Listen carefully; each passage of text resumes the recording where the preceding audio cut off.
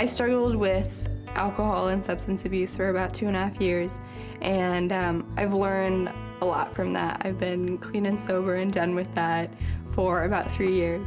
I've also seen lots of people in my family fail because of drugs and alcohol. I look up to people who don't know they have issues but fight it with positive energy constantly just to try to make a better life for themselves. I grew up with two drug-addicted parents, and because they're both involved in drugs and alcohol, I was faced with a lot of abuse and a lot of neglect. But I'm moving forward. I don't wish, I don't mope, and I don't try and relive those moments because my life has been the way it is for a reason.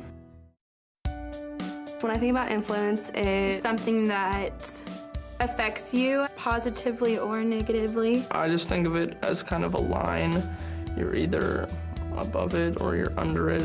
Some negative influences I have in my life are My old friends, the ones I try not to associate with anymore because they're stuck in that mindset of this is what we do, this is how we need to live our life. A lot of kids end up using or being involved in drugs and alcohol, and I think that's a huge negative influence for everyone else. On a student level, like, how do your peers influence you? Like, I think of peer pressure. I don't think peer pressure really comes into it. It's not peer I think pressure. for some people. For some people, I think yeah. it honestly depends who you are. When I think of influence, about like what influences me not to use, then I think about my parents. a lot of music kids listen to now are mostly about drugs and alcohol. The media is such a bad influence, like TV shows that are showing kids, under 21 drinking or smoking pot. Negative influences can have a positive effect on your life. Like you see someone do something and you don't want to be like that. Yeah. And so that has a positive influence upon you. Positive influence is definitely my family. I have amazing supportive family. No matter what the issue is, they're always